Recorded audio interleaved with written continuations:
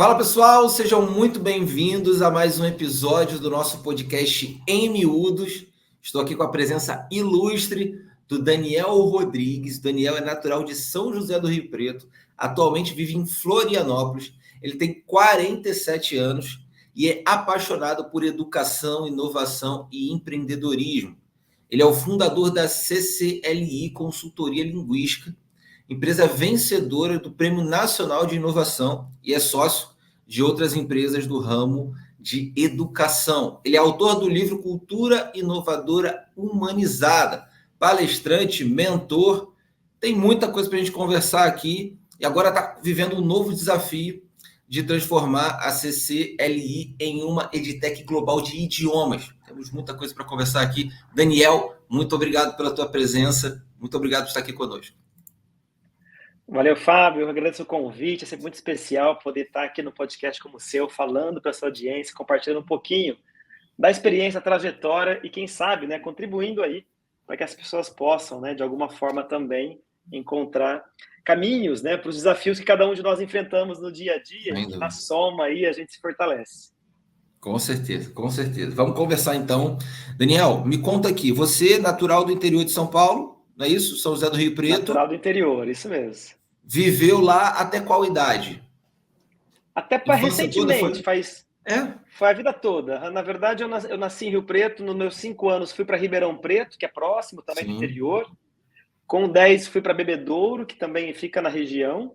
E aos 16 para 17 voltei para Rio Preto para a faculdade e fiz toda a minha trajetória profissional lá no interior. E por questões da vida, né, acabei me conectando com o ecossistema de inovação aqui de Florianópolis há uns 3 anos e meio, e há 1 ano e meio eu acabei me mudando para cá, quando a CCL se transforma, né, numa empresa 100% remota. Que legal, que legal. E você fez faculdade lá na região, você tem uma primeira formação de qual área que você começou ali, Daniel, na época lá? A minha graduação é em letras com bacharel em tradução, né? Eu digo que eu nasci apaixonado por cara. Educação, né? Desde criancinha. Meus irmãos que odiavam, cara, porque eu brincava de dar aula para eles, sabe assim? Eu sou mais velho. Então eu fui alfabetizado e já queria também alfabetizá-los. Comecei a fazer inglês bem pequenininho e já queria ensinar inglês para eles. Então, a minha trajetória, ela passa muito pela educação, desde a brincadeira e depois na profissão. Que legal. E você teve essa influência na educação. Quem era a sua referência, assim? Às vezes era o seu pai, sua mãe, ou algum outro familiar, ou era pelos professores mesmo? Porque isso é curioso, né? Existem pessoas que são apaixonados pela educação, às vezes por causa de um professor que teve, né? E outros, às vezes, têm uma influência mais familiar. Como é que foi o teu caso? No meu caso, eu acho que eu era primeiro apaixonado pelo aprender, sabe? Hoje eu tenho essa consciência. Então, eu sempre fui muito curioso para aprender coisas. A escola, para mim, não era um problema, né? Para algumas crianças, às vezes, ir para a escola é um problema. Para mim, era um parquinho de diversões. E naturalmente, né? Eu não sei, mas naturalmente eu gostava de compartilhar aquilo que eu aprendia com outras pessoas. E, no caso, eram meus irmãos, que eram minhas cobaias. Então, eu exercia no lúdico da brincadeira essa paixão, que foi bem natural, assim, e tive uma sorte, né, porque quando eu estava com uns 5 anos, eu acho, lançaram, né, o videocassete, chegou em casa, década de 80, isso, e eu não era alfabetizado ainda, eu não conseguia ler legenda, mas eu sabia que era eu descobri que tinha uma outra língua nesse momento. E aí, naquela época, era muito elitizado o ensino de idiomas, eu não tive acesso nessa idade, mas eu queria muito. E aí, por sorte, com 8 anos, eu fui sorteado numa bolsa de estudos numa escola de idiomas e comecei a aprender uma outra língua, né? Pela curiosidade lá daquele videocassete. E aí se tornou a minha trajetória, cara. Caramba, que legal, que legal. Você comentou que gostava muito, né, de ir para a escola, né? Era um local de diversão para você, né? Isso é curioso porque a gente, né, eu tenho 2 filhos pequenos, mas eu lembro da minha adolescência, da minha infância, eu nunca também tive problema em ir para a escola. Eu acho que a maior parte das crianças gosta do ambiente escolar. Ela não gosta, às vezes, de estudar, de estar na aula, né? O que você entende, assim, com a tua experiência, que a gente vai falar muito aqui sobre educação, mas um retrato do modelo educacional que nós temos hoje. Você acha que ele é ultrapassado? Ou você acha que ele ainda funciona? Porque às vezes a gente quer inovar tanto que aí vira problema, né? Também, em alguns casos, às vezes acontece, né? O que você pensa hoje para as crianças, esse sistema educacional? Ele ainda é atrativo? Ele ainda gera resultado? Pois é, uma excelente pergunta, né, Fábio? Até hoje de manhã eu bati um papo com o Paulo, do Instituto da Transformação Digital. Ele trazia as revoluções, né, da primeira fase industrial, 100 anos para a segunda, 100 anos para a terceira, e de repente, atualmente, de 2 em 2 décadas, tudo se transforma completamente. E aí você pega uma fotografia da sala de aula de 1700, 1800, 1900, 1980, 90, 2000, 2010 e hoje, e ela está muito parecida, né, muito igual.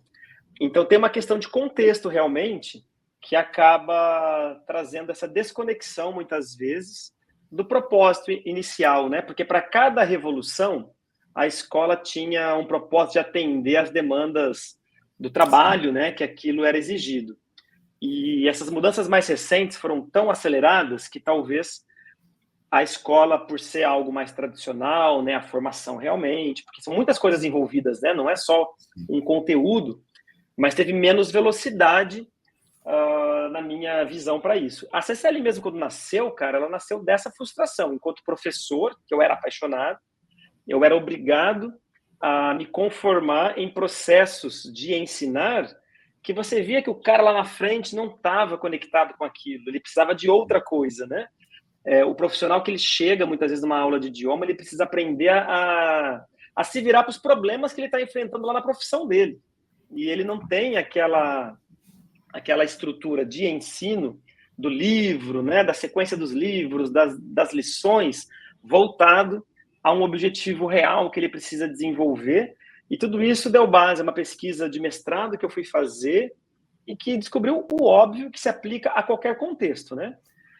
Que, aliás, na própria fala com o Paulo hoje, do Instituto da Transformação Digital, ele coloca que transformação digital é muito mais que tecnologia. O pessoal às vezes acha que é tecnologia, mas é você entender outras transformações que geram as escolhas tecnológicas. Então, a escola para inovar não é trazer tecnologia apenas e colocar os tablets e tal, que às vezes eles fazem essa perfumaria apenas, né? Mas ela é realmente entender a experiência do cliente, que é o que ele coloca. Então, quando eu entendo esse cliente que mudou, então, quando eu entendo esse aluno que mudou, quando eu entendo o contexto em que ele vive, o que o atrai, né? Tudo isso mudou. E se eu consigo, então, adequar os meus processos a essa pessoa que está lá na minha frente de verdade, que tem sentimentos, que tem emoções e que quer aprender. Todo ser humano quer aprender. O problema, às vezes, é que tem uma disrupção aí muito forte entre expectativa e realidade, né? Então, o fazer social, a escola ainda muito comando e controle, muito conteudista, muito pouco criativa. Sim. E que não ajuda nem esse aluno a se conectar com aquela experiência e muito menos o ajuda depois, quando ele vai para o mercado e precisa... Hoje o mercado exige, né? Criatividade, exige agilidade, exige uma série de coisas que a escola está talvez numa transição. Eu vejo muitas iniciativas surgindo, buscando, né, trazer metodologias mais ativas, né, que fomentem espaços de colaboração para que o jovem, né, esteja lá conectado com a sua jornada de aprendizagem. Sim, muito legal, muito legal. Tudo que a escola não pode ser simplesmente um local para ocupar as crianças, né? Puro e simples, né? Tipo, ó, fica aqui enquanto seu pai está trabalhando. Precisa ser um momento mesmo muito proveitoso. Eu estou vivendo esse desafio, né? Naturalmente, eu tento lembrar da minha adolescência, né? Do meu período ali de estudos. E tenho um filho com 11 anos e um com 5 anos. E eu fico vendo que o meu filho, né? Ele não sabe como estudar. Ele não foi ensinado como estudar, né? E ele ainda não percebeu quais são as melhores maneiras para que ele possa adquirir conhecimento. Então, o que eu tenho feito com ele, né? Eu tenho tentado, né, desenvolver com ele algum tipo de independência no sentido de estudo, né? Como que ele consegue captar melhor as informações, aquilo que ele aprende, como ele consegue ficar mais atento, porque hoje existem muito mais distrações do que existia na nossa época, né? Na nossa época, a gente passava o desenho na televisão num horário só, depois esquece. Só no dia seguinte que ia passar de novo, né? Então, você não estava ali 24 horas de desenho disponível, 24 horas de jogo disponível, né? De videogame, computador, não sei, celular, que seja. Então, as distrações são muitas. Então, conversando com ele, lógico que eu estou falando aqui, querendo aprender contigo, claro, eu costumo dizer para ele assim, olha, eu acho que existem algumas formas de você aprender. Algumas pessoas aprendem ouvindo, outras aprendem vendo, outras vão aprender lendo, outras aprendem escrevendo, né? Pelo menos eu cito essas 4 para ele, né? E eu costumava falar, olha, eu, quando era criança, eu prestava muita atenção na aula.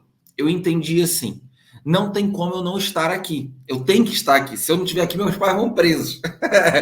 Então, me criou uma consciência desde pequeno de que eu deveria aproveitar aquele momento que eu estava na sala, prestando o máximo de atenção possível. E a segunda forma, que eu entendo que eu pessoalmente tenha de desenvolvimento, né, de aprendizado, era escrevendo. Então, eu era caderno e cada professor falava tópicos e escrevendo, e aquilo me ajudava depois na hora de revisões para a prova. Então, eu escrevia coisas que os meus amigos não tinham, porque eu prestava atenção na aula e além dos livros em si, né? Cara, é maravilhoso. O meu desafio hoje é encontrar isso nele, né? Exatamente, ajudá-lo a descobrir, né? Você sabe que essa foi a grande disrupção que a CCLI faz quando ela lança a metodologia de consultoria linguística, né? Foi a primeira empresa de consultoria linguística do Brasil, inclusive, e porque, basicamente, você toca num ponto muito fundamental. Veja que nas escolas tradicionais já existe um livro didático, a lição, está tudo em fileira, é um foco na orientação do conteúdo e não tem um foco em como eu me relaciono com tudo isso. E nesse relacionar-se, existe, por exemplo, lá naquela época já, um inventário de 50 estratégias diferentes de aprendizagem para línguas. E que quando você vai analisar o aluno que aprende uma língua, ele geralmente resume isso a uma. Ele lê e traduz, ele lê e traduz, ele lê e traduz. E isso é muito limitador, né? Dentro de um oceano vasto aí de outras estratégias que ele pode alçar a mão, especialmente quando os objetivos também são diferentes. E aí você tem estratégias mais adequadas para resultados que eu preciso atingir. Então, às vezes o aluno não aprende a língua e ele se culpa ainda, mas é porque não ensinaram ele como aprender essa língua. E a gente não nasce sabendo tudo, né? Então, até hoje, lá no Fórum Econômico Mundial, né, uma das habilidades essenciais do futuro, que já é presente, né, que é 2025, tá aí. Aprender a aprender, né? Como eu aprendo a aprender as coisas, porque não é da mesma forma. Se eu repetir a mesma forma de aprender para coisas diferentes, não necessariamente eu vou ter o mesmo impacto, né? Então, esse autoconhecimento é até um pilar, né? Um pilar importante de aprendizagem que leva o que você quer estimular no seu menino, que eu acho que é fundamental mesmo, que nós também levamos para o nosso aluno, que é a autonomia na aprendizagem. Porque se tudo fica heterodirigido, né? Tudo é dirigido por alguém, mata a criatividade, o interesse genuíno, a espontaneidade perante o que eu estou aprendendo.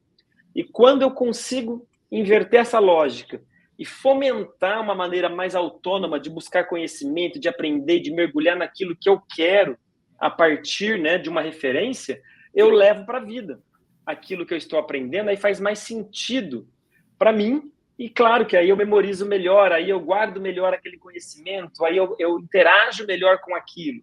Então, um dos problemas dos contextos de ensino de idiomas é que a língua fica lá na sala de aula, quando ela tem que transbordar para a vida, né? A língua é o dia a dia da vida. Então, quanto mais eu trago esse idioma que eu estou estudando para o meu cotidiano, mais potencialidade eu tenho de avançar, né, com velocidade nesse aprendizado. Então, é uma perspectiva diferente sobre a aprendizagem, mas que descortina aí um horizonte de resultados muito mais significativos, né, para quem aprende. Fantástico. Esse desafio que você está falando do idioma, como que é possível fazer isso, né, para quem está no Brasil, por exemplo? Porque são poucas as pessoas que são cercadas por pessoas que também falam, por exemplo, o inglês, no Brasil especificamente, né? O pessoal fala de em torno de 3% da população brasileira que fala um outro idioma, o inglês, se eu não me engano. Só que isso eu acho que é desde a década de 90 que eu ouço isso, né? Parece que isso é estagnado, né? Não sei. Como que consegue sair da sala de aula e levar esse idioma para fora? É um grande desafio, né?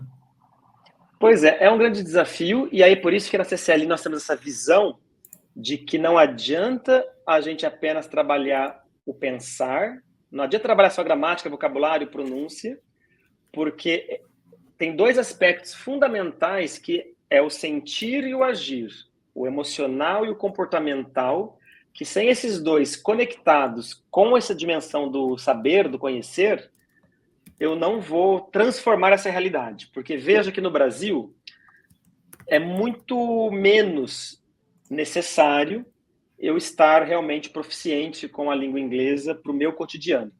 Então eu consigo trabalhar, ter uma carreira de sucesso e avançar em várias frentes, porque o Brasil é um país muito vasto, muito rico, muito potente, né?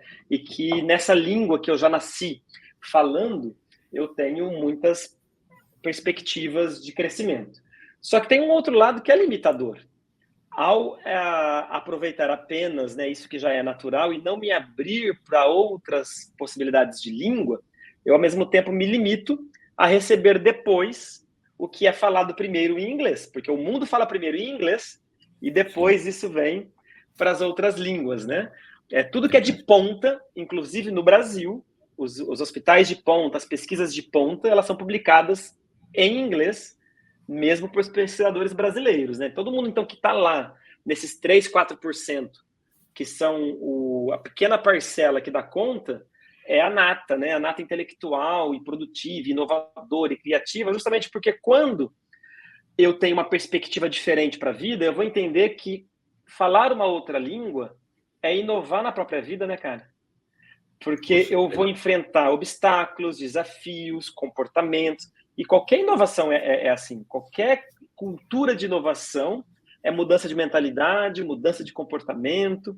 Então, se eu entendo que eu posso ir para um programa de idiomas, especialmente na forma que a gente trabalha, e não só desenvolver essa língua, mas eu vou desenvolver outras habilidades emocionais e comportamentais que aí sim contribuem para eu vencer esse desafio de me tornar proficiente como uma inovação. Hoje em dia é muito mais fácil do que na minha época, porque na minha época era videocassete, como eu te falei. Só recebia em casa material de contato com a língua que tivesse gravado. E hoje em dia, com a internet, né, já há algumas 2 décadas, a gente consegue ter acesso por conversa, se eu quiser, também em inglês. Então, tudo depende hoje de eu querer, porque possível é. E aí essa é a mudança comportamental do aluno, de como a gente estimula ele a querer realmente superar esses desafios de priorização, porque como não é importante, não é relevante, não é fundamental neste contexto, eu acabo relaxando e aí eu atendo ao contexto. O problema é quando o contexto muda. Então, por exemplo, a aquisição da sua empresa que você é diretor por um grupo internacional. E aí o teu chefe passa a ser um gringo. E essa relação muda muito rapidamente, às vezes. E aí a vida te traz um novo contexto que você deixa de ter aquela escolha de antes. Então, eu sempre convido, né, para a gente inovar, porque a cultura de inovar é uma cultura de aprender, é uma cultura de nos preparar para essa vida de mudanças.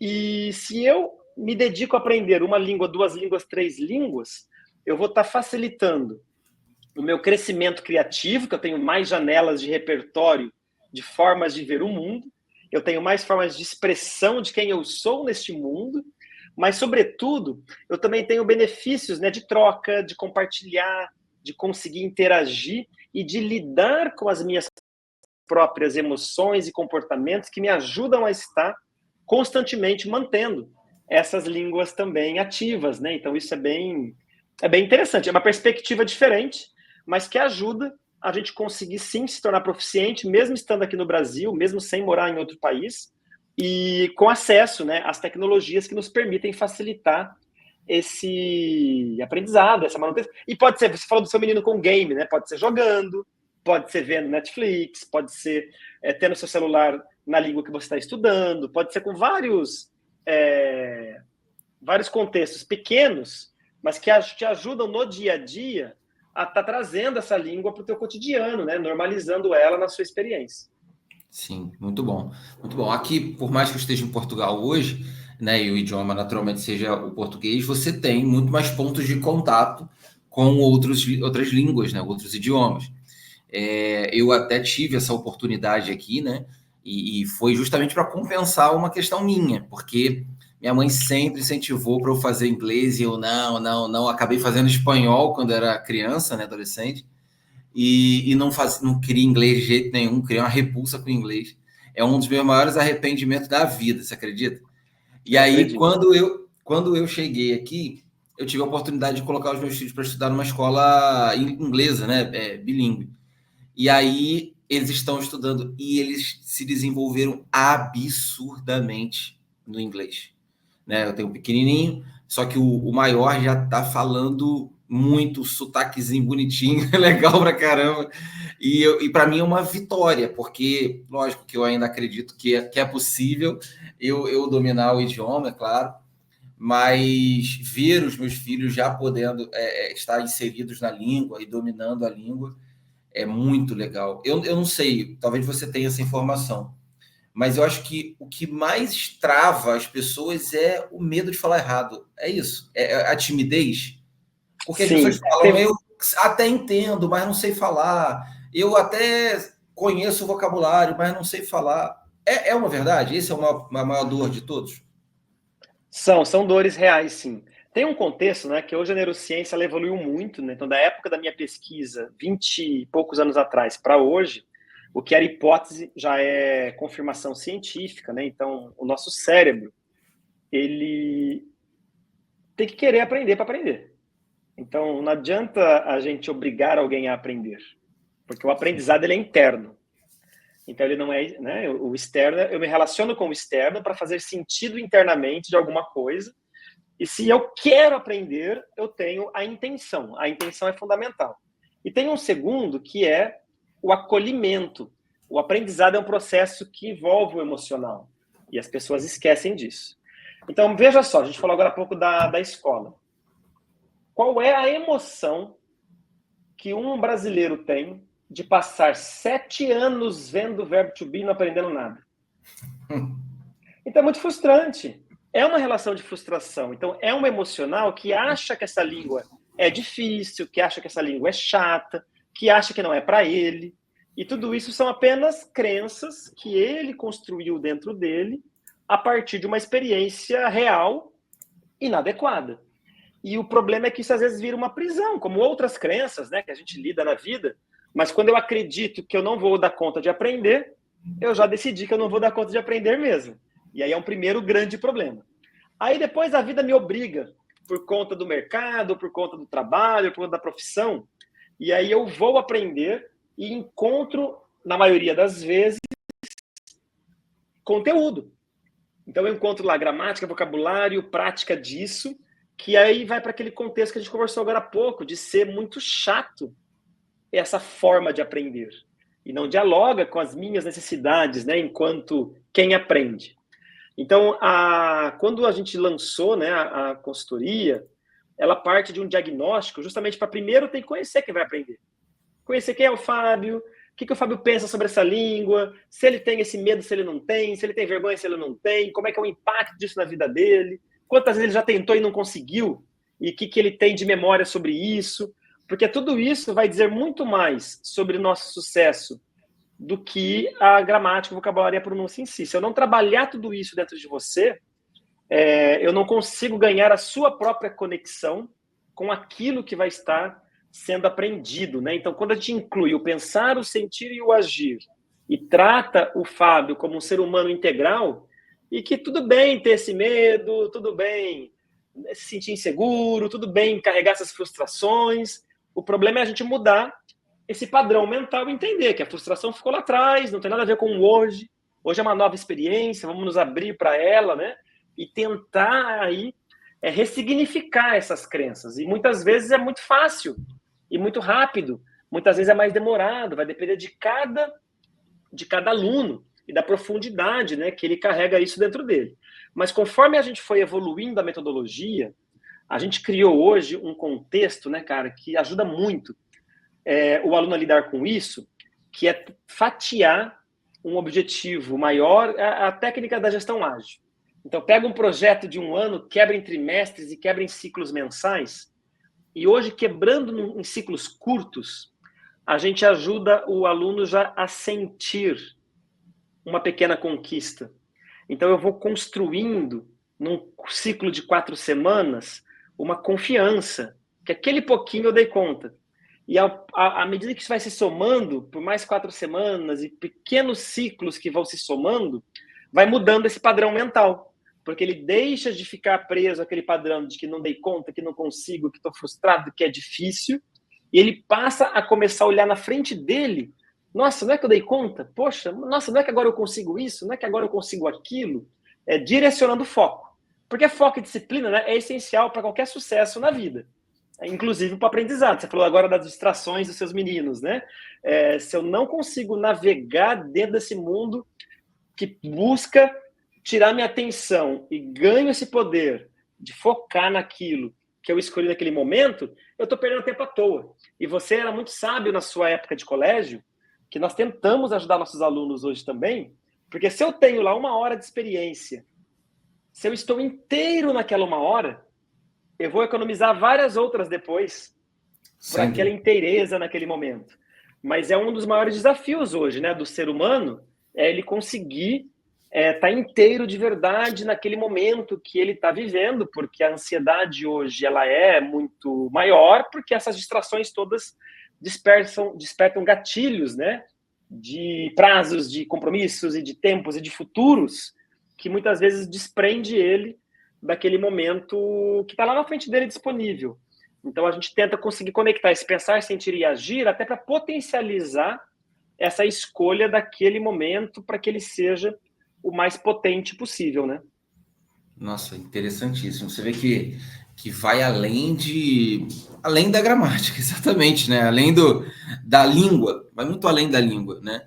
Eu acredito muito nessa questão da gente, ainda mais quem tentou mais de uma vez, é lógico que é aquela história, né? Quem quer faz e quem quer vai atrás e pronto, né?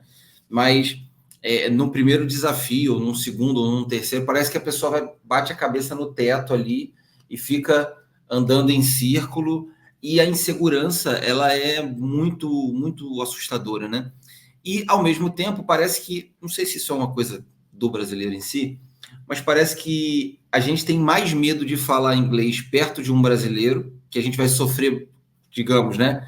Uma brincadeira, algum constrangimento, do que às vezes falar com um estrangeiro. Às vezes o estrangeiro ele vai ser mais tolerante, ele vai ajudar de alguma forma ali até se fazer entender, e o brasileiro vai menosprezar. Tá, o sotaque tá ruim, tá não sei o que tá ruim. Não sei se isso acontece também. Você acha que acontece? Que é um bloqueio também ou não? Sim, com certeza. E sobretudo, cara, é tudo padrão mental. Porque, veja então, assim, esse padrão comando e controle da escola é que criou, né, nesse ser humano esse raciocínio de que se for para falar tem que ser certo, porque falar errado é passar vergonha. Sim. E aí eu fico quietinho para não passar vergonha. Então, essa pessoa que tem dentro dela esse modelo, quando ela está ouvindo o outro, ela aplica para o outro o mesmo modelo. Então, se o cara falou alguma coisa errado, ela vai julgar como estando errado, vai julgar a performance e vai esquecer do que importa de verdade. Porque o que importa de verdade numa interação é resolver alguma coisa. Sim. E muitas vezes o problema foi resolvido apesar dos problemas enfrentados com alguma pronúncia ou com algum vocabulário, e isso é geralmente mais importante quando eu estou focando o objetivo da interação. Então, quando eu estou lá com um estrangeiro que também não sabe muitas vezes a minha língua, e que a única forma da gente conseguir resolver alguma coisa é se entendendo mutuamente, ele vai dar mais foco nessa conexão e na interação do que em alguns padrões de certo e errado. Mesmo porque, né, cara, se a gente for realmente ser bastante crítico, você está em Portugal, você sabe que é língua portuguesa, mas você sabe que são padrões diferentes da nossa. Tem coisas que você fala aí que está certo de acordo com a norma culta, que aqui gera estranhamento e vice-versa. Tem coisas que no padrão do português brasileiro é culto, é a norma culta, correta, e que aí no padrão de Portugal é considerado errado, é considerado que não está adequado, porque é desvio da norma.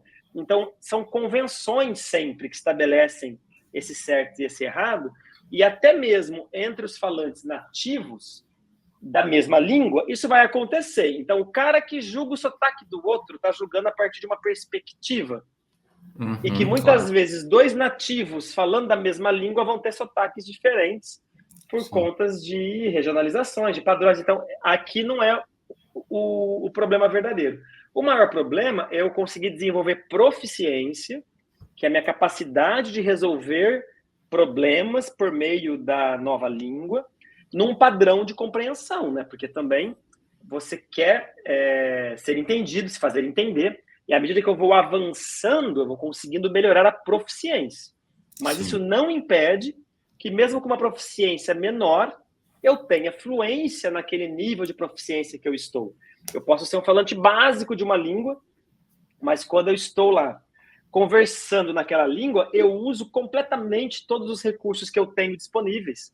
E sou fluente dentro daquele nível básico que eu tenho. Não conseguiria fazer todas as questões, né, do mercado de trabalho, por exemplo, porque tenho limitações de proficiência, mas não me impede de interagir, de trocar uma ideia e de resolver problemas mais simples, por exemplo, né? O problema é que o adulto aprendeu que enquanto eu não estiver no avançado, eu não falo. E aí isso se torna uma realidade que o paralisa, né?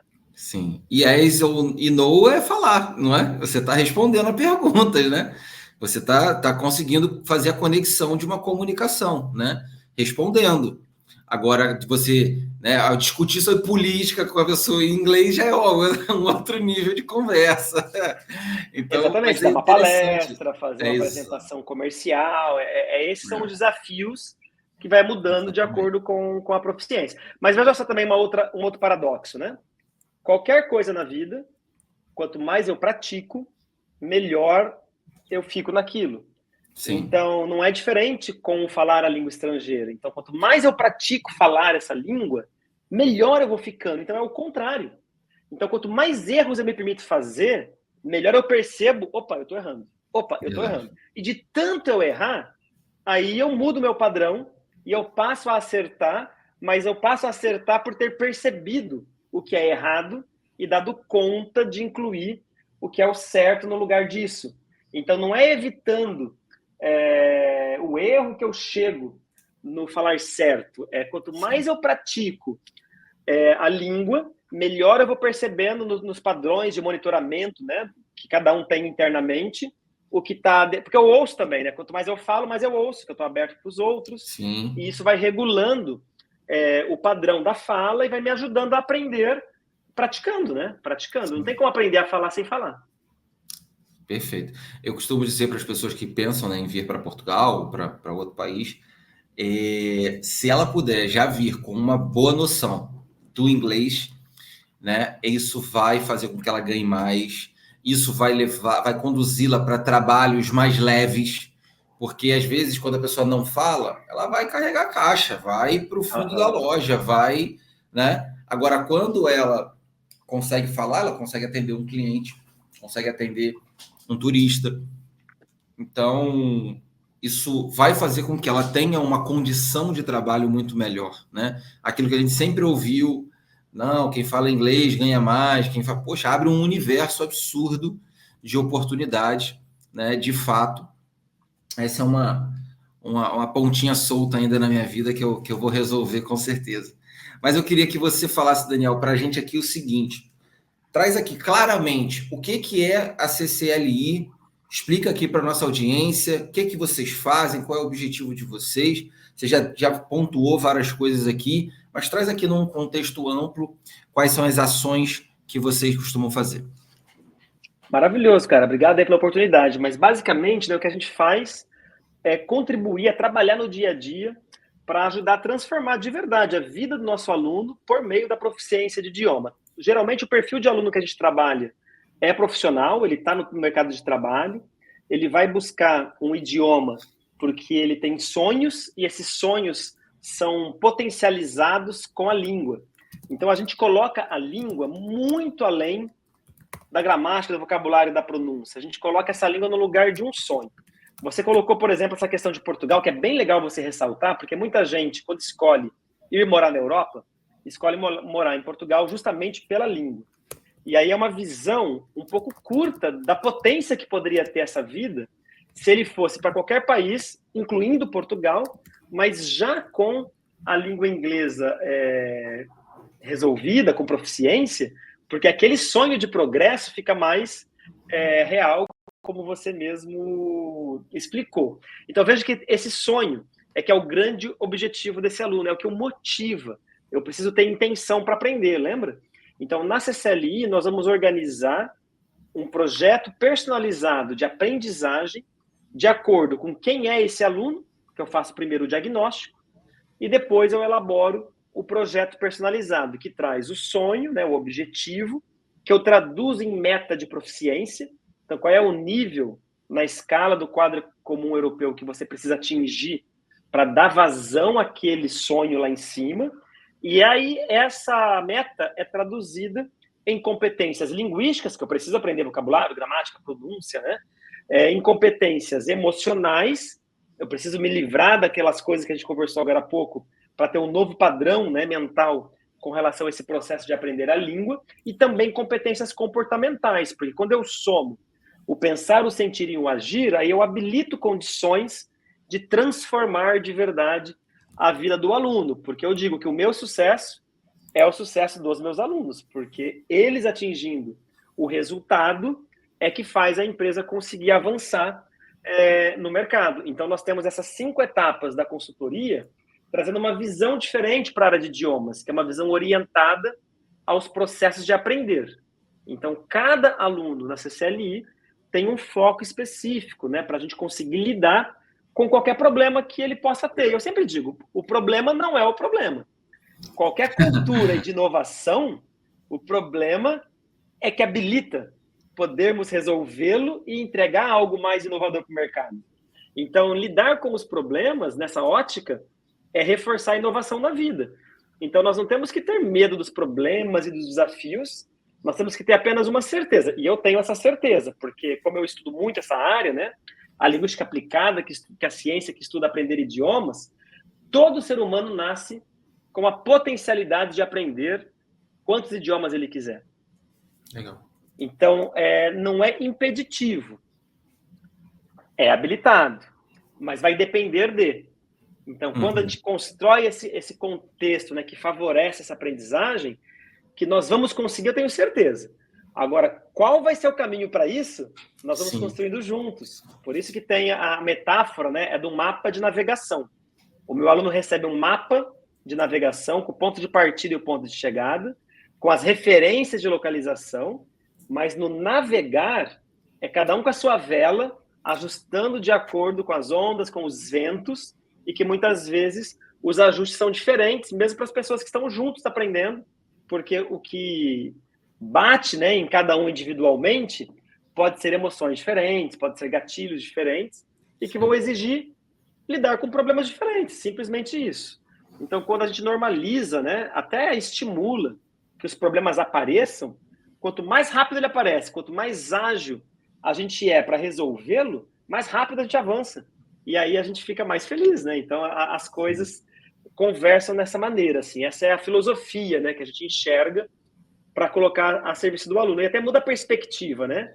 Em vez de aprender gramática, vocabulário, pronúncia, eu estou trabalhando para inovar na minha própria vida, ser um ser humano capaz de se expressar numa outra língua, me potencializando, né, nas minhas conexões, nas minhas relações. Então, isso é muito mais inspirador, né? Para quem vai enfrentar os mesmos desafios lá na hora do vamos ver, né? Porque qualquer processo de aprender, se ele for real, ele não é fácil. Aprender não é fácil. É tão complexo aprender uma língua que em doenças degenerativas, né, de memória, os médicos estimulam que você aprenda uma outra língua, porque você retarda processos de degeneração de memória. Então, em pacientes, né, que têm gêmeos e que têm predisposição para desenvolver Alzheimer, o que se mapeou é que por conta da vida, aquele irmão que foi para um outro país e aí aprendeu uma outra língua, ele acaba tendo um retardo de início da doença de até 10 anos, às vezes, do outro, né, que fala uma única língua. Mas por quê? Porque exige-se muito mais plasticidade cerebral quando você vai ativando, né, outras línguas. Então, é muito mais profundo do que a gente pode imaginar. Então, por isso que, às vezes, emergem dificuldades. É só entender que dificuldade faz parte de qualquer vida. E para atingir o resultado, é só a gente colocar energia para superá-la, né? Porque elas são superáveis. E aí, quando eu tenho uma equipe preparada para isso, a gente consegue ter mais acolhimento para os problemas e aí superar e chegar lá no resultado. Muito bom. Poxa, fantástico. Fantástico, fantástico. Acho que é disso que a gente precisa mesmo, né? É um desbloqueio, é uma equipe especializada, é olhar de uma forma diferente, né? Você disse, né? Eu tive, infelizmente, o Alzheimer na minha família, né? Perdi minha avó com isso. E você via que num estágio mais avançado, ela perdia a noção de falar a própria, não sabia pedir alguma coisa, né? Então isso ia atacando ali a questão do conhecimento dela, né? E uma coisa que eu penso assim, isso é uma coisa minha, né? Um exemplo, uma criança, né? Nasceu ali uma criança na própria barriga da mãe, ali ela já está ouvindo o idioma dos pais, né? Já começa a ter essa interação. Depois, 1 aninho, 2 aninhos, 3 aninhos, aí já está falando já algumas coisas. Ela não sabe uma vírgula de gramática. Eu acho, posso estar errado, mas eu acho que a gente tem mais dificuldade de aprender uma língua quando ela vem misturada de gramática, porque a gente acaba fazendo uma associação com o idioma que a gente já domina. E o inglês, eu brinco, né, com alguns amigos e tal, que falam inglês, eu falo, eu não entendo esse idioma. Você coloca uma coisa ao contrário para falar, porque a minha lógica está ligada ao português. E o português tem toda uma construção, né, digamos, mais lógica, pelo menos eu acho, do que o inglês. Então eu fico agoniado, porque eu não sei, eu fico com aquela coisa assim, cara, se me ensinassem só as frases, só a frase, não quero saber o que é. Ó, vai ali até ali, assim que se diz em inglês. Ó, pede isso aqui, é assim que se fala em inglês. Você começa a agregar palavras e frases, palavras e frases, palavras e frases, e depois você começa a falar tudo, aí eu te explico, ó, isso aqui é o verbo, isso aqui é o sujeito, isso aqui é, né, o predicado ali da frase e tal. Faz sentido o que eu estou falando ou é só um delírio meu aqui? É um delírio que faz muito sentido, porque tem até o Lexical Approach, que é uma abordagem que parte de chunks mesmo, que ensina-se pedaços prontos e para que ele tem utilidade, e aí você vai ampliando com mais velocidade isso. Mas veja que tem uma outra questão que nós já discutimos aqui hoje, você falou até a palavra, você falou a lógica da língua. Sim. Então, se torna uma prisãozinha para ti, quando no ambiente de ensino vai estar trabalhando apenas o pensar é apenas a lógica, e Sim. aí fica realmente a lógica pela lógica, a gramática pela gramática, e não desce para o sentir e para o agir, que pode desprender de tudo isso, né? Porque pode trazer... Olha que beleza que é a gente poder enxergar de uma perspectiva o diferente, Sim. né? Porque muitas vezes quando você vai fazer uma viagem, você quer justamente conhecer coisas diferentes que não tem lá no teu dia a dia. Sim. Porque o diferente traz esse sabor de encantamento, de descoberta. E por que não a gente trazer esse sentimento para aprender uma língua? E que a inversão, em vez de ser aquela coisa mais, meu Deus do céu, que coisa ilógica, se torne, nossa, olha que bonito isso, que eles pensam Sim. bem diferente da nossa forma.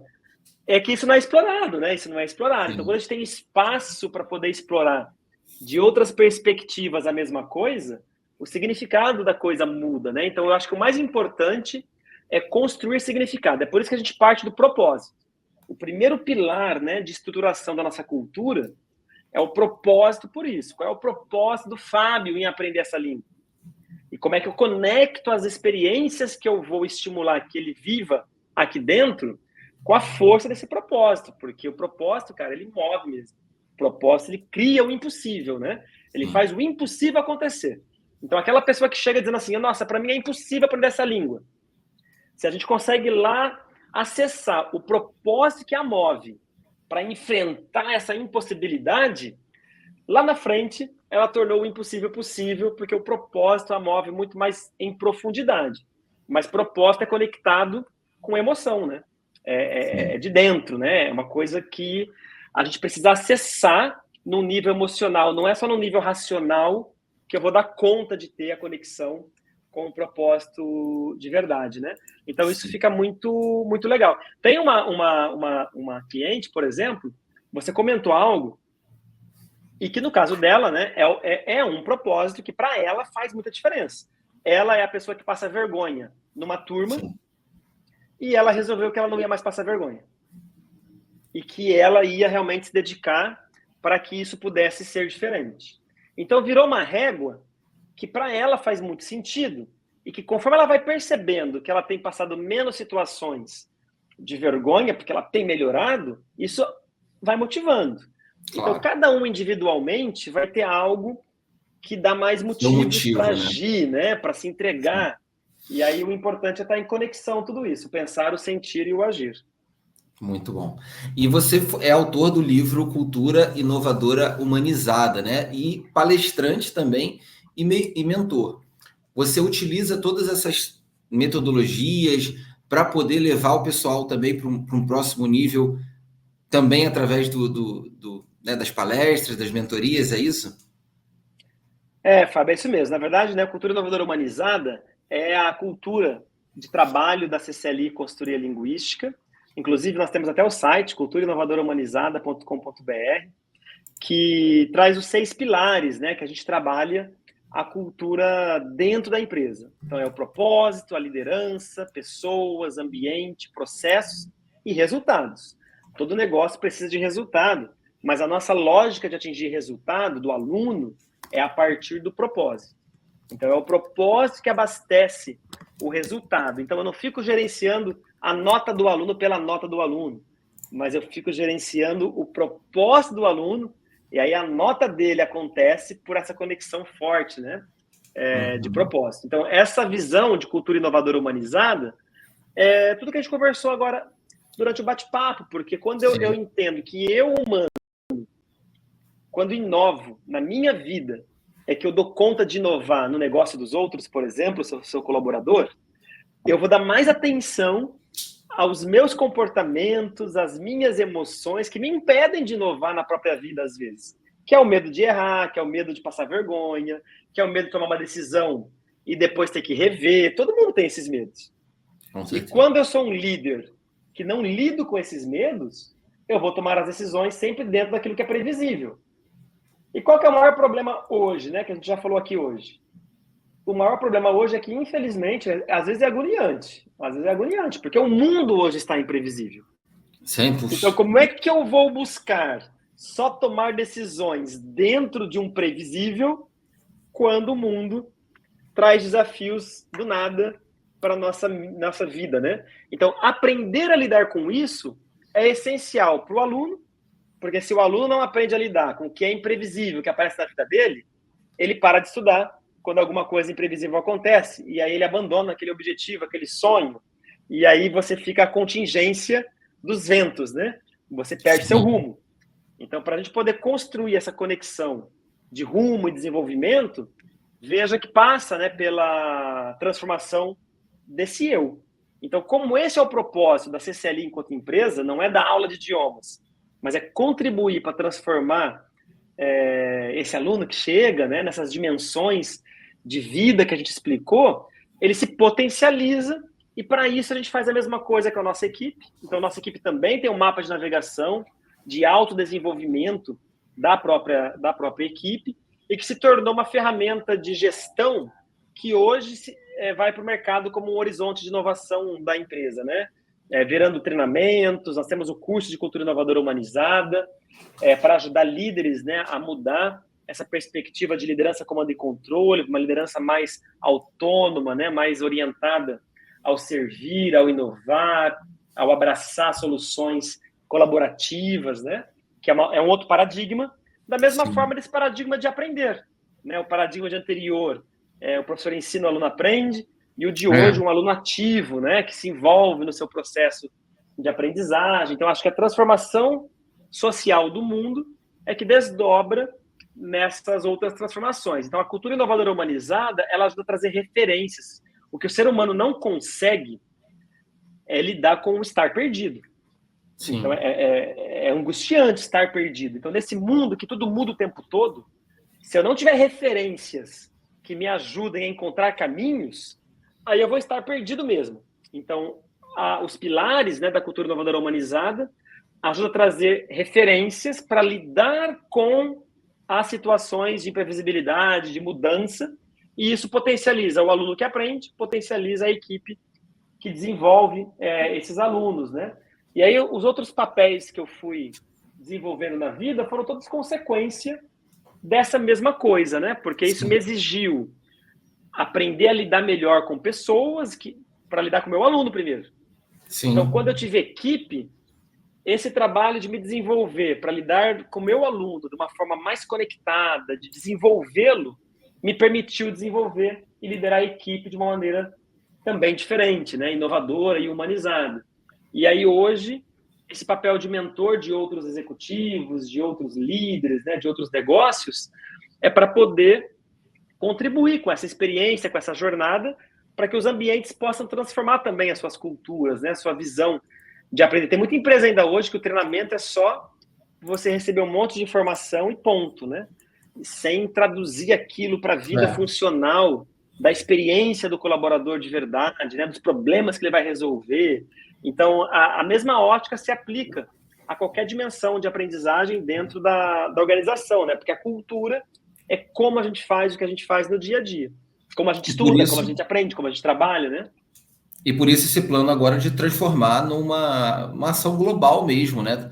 Transformar atravessar as fronteiras do Brasil, né? Esse é o plano de vocês com a CCLI, né? Fazer com que isso se expanda e alcance pessoas, empresas em todo mundo. Esse é o nosso novo desafio, né? É um horizonte que se abriu com a mudança do trabalho. Veja que o modelo de negócio mudou. Nós tínhamos uma cultura presencial que atendia por videoconferência. A gente começou a atender por videoconferência em 2010. O Prêmio Nacional de Inovação nós ganhamos pela metodologia por videoconferência. E eu já tinha alunos que moravam em outros países antes da pandemia, mas eram alunos 1 a 1, né? Nós tínhamos uma limitação de contratação quando nós contratávamos toda a equipe na mesma cidade, né, por conta de trabalho ser 100% presencial. Conforme a gente foi ganhando a musculatura dos pilares da cultura inovadora humanizada no modelo remoto, inicialmente por força da pandemia e depois por conta, quando eu tenho aquela clareza, olha que bonito isso, a clareza dos pilares, quando vem a pandemia, a gente não fica perdido. Porque a gente sabia que o propósito não mudava, a liderança não mudava, as pessoas não mudavam, o ambiente que mudava, mas os processos não mudavam, já tinha a metodologia para videoconferência. E as KPIs de resultado e performance do negócio também não mudavam. Então não é que está tudo mudando, está mudando só o ambiente. Aí você diminui o problema sem menosprezá-lo, porque é uma mudança significativa, é um pilar.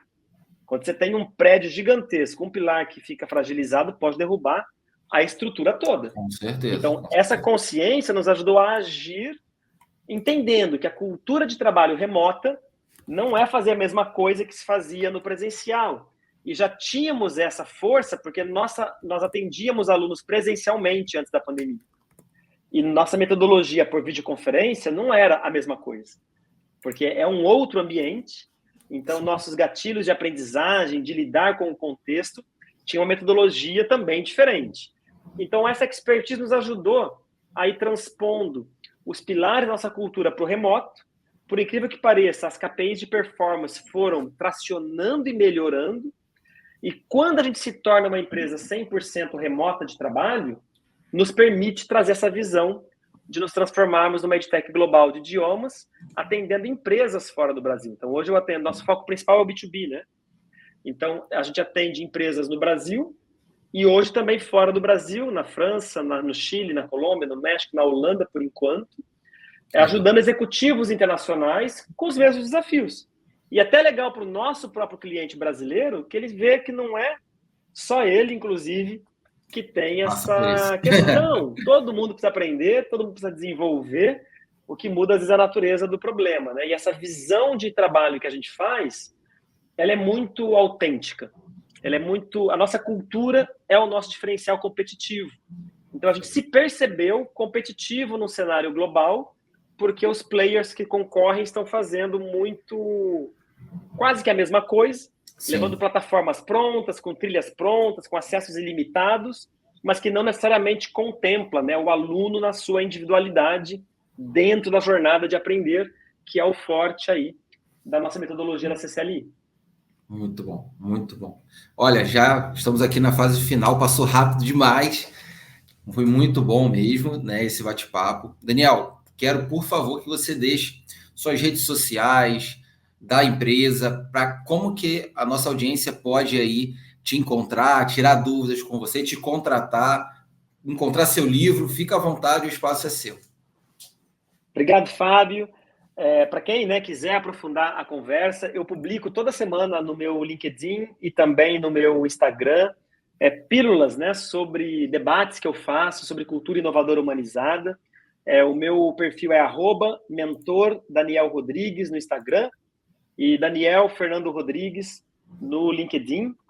A CCLI Consultoria Linguística está presente também no LinkedIn e no Instagram. É só procurar CCLI Consultoria Linguística ou www.cclinet.com.br e culturainovadorahumanizada.com.br. Então, nesses links você vai ter acesso ao livro, ao programa de desenvolvimento de mentorias e também a falar com a nossa equipe sobre uma jornada de aprendizagem em idiomas para você mesmo, se você precisar, ou para sua empresa, caso ela esteja em processo de se internacionalizar ou lidando com desafios de já ter muitas pessoas que estudam, mas que na hora de desempenhar tem dificuldades que a gente pode contribuir para resolver. Vai ser um prazer enorme aí estar disponível para poder me conectar com vocês aí, a audiência do canal. Muito bom, muito bom. Bom, e para você que assistiu esse nosso episódio até o final, não se esquece de se inscrever no nosso canal, não se esquece de deixar teu comentário aqui, fala a tua experiência com o inglês aqui, os teus desafios, que a gente com certeza vai ter o maior carinho de responder. Compartilha esse vídeo com o máximo de pessoas, que certamente essa é uma dor, talvez de 97% dos brasileiros, de muita gente, né? Dos que não falam. E, pessoal, muito obrigado mesmo pela sua audiência. Daniel, mais uma vez, foi excepcional, está mais do que convidado para um próximo episódio e até o próximo. Tchau, pessoal. Até o Fábio, próximo. Obrigado. Tchau, Grande pessoal. abraço. Tchau.